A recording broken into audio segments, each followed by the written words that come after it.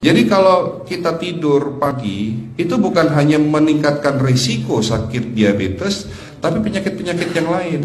Dan satu hal, Rasulullah mengatakan, jika kita tidur setelah sholat subuh akan meningkatkan risiko pikun, Pak. Pikun loh, Bu. Ya, Pak. Gampang pikun. Lah kalau kita sholat subuh menjelang maghrib setelah asar, apa yang terjadi? Islam melarang, kita dilarang oleh Nabi kita tidur menjelang maghrib, betul? Bukan karena nanti ketidian setan, bukan ya. Secara medis diketahui bahwa orang yang kebiasaan tidur antara asar sampai maghrib itu akan menurunnya daya tahan tubuh. Jadi gampang sakit infeksi, Pak, kalau Bapak tidur menjelang maghrib. Kalau sekali lagi setelah sholat subuh gampang pikun, aliran darah ke otak itu tersumbat, ya, jadi stroke penyakitnya. Tapi kalau tidur setelah asar sebelum maghrib, itu daya tahan tubuh kita akan menurun. Jadi gitu ya jawabannya, Bu. Justru ini yang paling penting, materi terakhir ini 6 langkah praktis. Ya, Bapak bisa lakukan di rumah mulai hari ini. Langkah pertama, mulai hari ini jangan makan malam, Pak.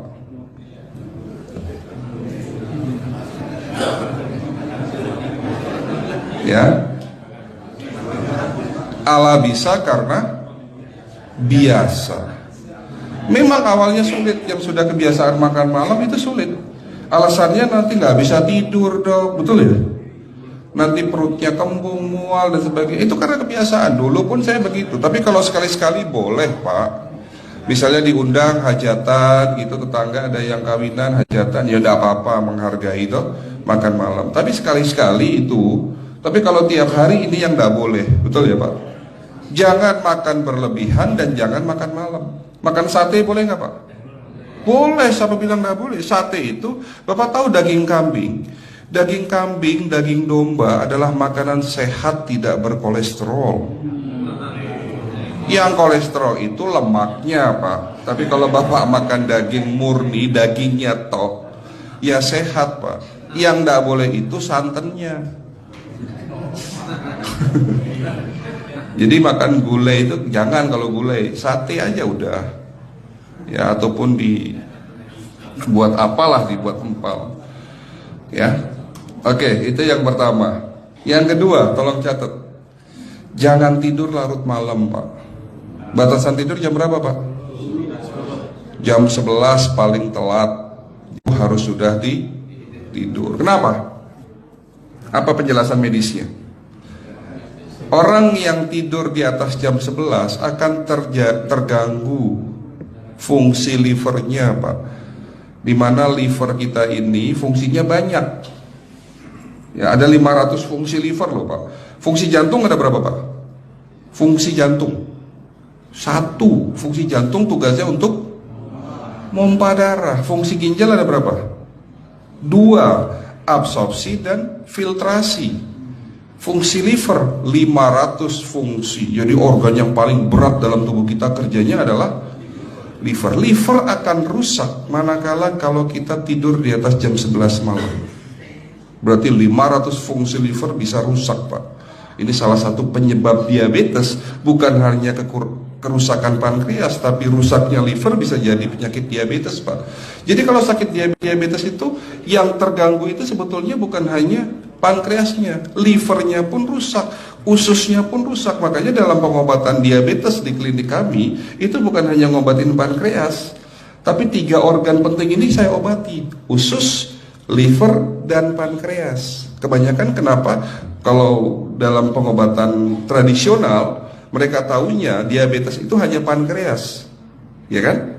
Tapi di sini dalam pengobatan holistik, orang yang kena liver itu 3 organ ini pasti rusak: usus, liver, dan pankreas. Salah satu penyebab dari kerusakan liver akibat kebiasaan tidur larut malam. Jadi salah satu penyebab diabetes pun bisa karena tidur larut malam. Ya, batasan tidur jam berapa? Sekali lagi, jam 11 harus sudah tidur pulas. Jadi jam 10, setengah 11 paling lambat kita harus tidur pulas. Nanti setelah jam 1 boleh bangun. Yang penting jam 11 sampai jam 1 ini harus tidur pulas. Jadi kalau Bapak mau sholat tahajud jam 2, setengah 3 ya monggo. Ya. Oke, itu yang kedua. Yang ketiga, air putih Pak dijaga 2 liter sehari. Bagaimana cara minumnya yang baik? Rasulullah sudah ngajarin kita ada 6 sunnah. Harus duduk, pakai tangan kanan, seteguk demi seteguk, membaca basmalah di saat minum, diakhiri dengan alhamdulillah, kan begitu.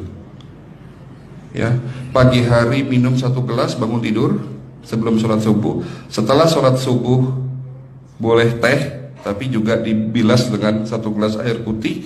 Sebelum mandi nanti Pak, minum air hangat. Kalau Bapak mandinya pakai air dingin boleh, tapi sebelum mandi minum air hangat, biar tubuh kita ini jangan terlalu dingin di saat kita kena air dingin. Sampai maghrib pastikan 2 liter sudah masuk dalam tubuh kita. Malam mau tidur, tolong perhatikan Ibu ya, malam mau tidur jangan banyak-banyak minum. Nggak boleh minum malam itu segelas sampai 2 gelas mau tidur. Cukup seteguk 2 teguk saja. Karena kalau sampai kita minum mau tidur 1 gelas besar, ginjalnya malah rusak Pak. Ya. Oke, itu yang ketiga. Yang keempat, puasa. Lakukan puasa secara rutin, insya Allah kita sehat. Nah, untuk penjelasan atau materi puasa nanti bisa hubungin staf saya. Nanti di bulan Ramadan tahun ini, kalau memang masih ada slot 1 sampai hari ke-20, saya bisa mengisi manasik kesehatan yang berkaitan dengan manfaat puasa untuk kesehatan. Insya Allah kalau memang masih ada slot waktunya, karena kita di bulan Ramadan hanya 20 hari kita mengisi manasik. Ya, oke, itu yang keempat.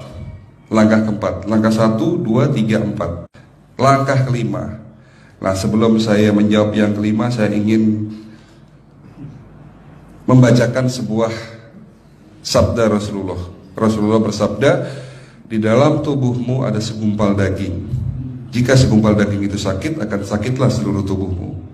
Dan jika segumpal daging itu rusak, akan rusaklah seluruh tubuhmu. Apa itu segumpal daging? Segumpal daging itu adalah hati. Tapi ternyata yang dimaksud Rasulullah itu bukan liver Pak. Yang dimaksud Rasulullah adalah hati kita, roh kita, jiwa kita, perasaan kita. Kalau hati kita rusak, kita banyak penyakit hati, iri, dengki, sombong, takabur dan sebagainya. Penyakit fisik akan muncul dalam tubuh kita. Ya, tidak ada orang stres itu sehat, betul tidak Pak? Tidak ada orang yang suka marah-marah itu sehat, betul tidak? Bahkan Rasulullah mengajar senyum adalah ibadah. Senangkan orang lain, permudah urusan orang lain, insya Allah kita sehat. Ya, jadi itu langkah ke-5. Langkah 1 sampai langkah ke-5 sifatnya individual. Bapak bisa lakukan sendiri di rumah. Tapi langkah ke-6 ini butuh bantuan pihak dokter atau rumah sakit. Kira-kira langkah ke-6 apa Pak? Lakukan pemeriksaan sebelum sakit. Jadi periksa itu jangan nunggu sakit baru periksa. Jangan seperti kayak Bu Ustazah tadi, diajak periksa, jawabannya takut ketahuan penyakitnya. Setelah stroke baru datang ke klinik untuk minta diperiksa. Kalau sudah stroke susah nggak nyembuhinnya Pak? Kata kayak beliau nih, sudah 2 tahun tidak sembuh-sembuh karena sudah terlanjur stroke. Tapi kalau beliau melakukan general check up, mohon maaf ya Pak, kalau beliau melakukan general check up rutin, insya Allah tidak akan kena stroke, karena sebelum stroke sudah diobati dulu. Karena stroke ini bisa kita lihat dalam scanning dengan alat yang saya punya, insya Allah kelihatan ini. Oh, ini sudah mulai ada tanda-tanda mau penyumbatan, buru-buru diobati. Memang takut Pak, tapi pesan saya jangan takut. Ya, lakukan pemeriksaan supaya kita tahu, supaya kita kenal. Gitu ya Pak. Jadi kira-kira di jemaah ini ada enggak yang mau saya ajak periksa kita semua? Pesan terakhir dari saya, lakukan pemeriksaan sebelum terlambat. Ini pesan saya dan pesan seluruh dokter di dunia sebetulnya. Lakukan pemeriksaan sebelum terlambat. Ya, karena dengan kita melakukan pemeriksaan kita akan kenal tubuh kita. Kalau sudah kenal kita akan sayang sama tubuh kita. Betul Pak? Ada pepatah mengatakan tidak kenal tidak sayang. Cukup sekian dari saya. Mohon maaf kalau penyampaian kami kurang baik. Akhirul kalam, wabillahi taufiq wal hidayah. Wassalamualaikum warahmatullahi wabarakatuh. Kalau ada pertanyaan masalah teknis nanti langsung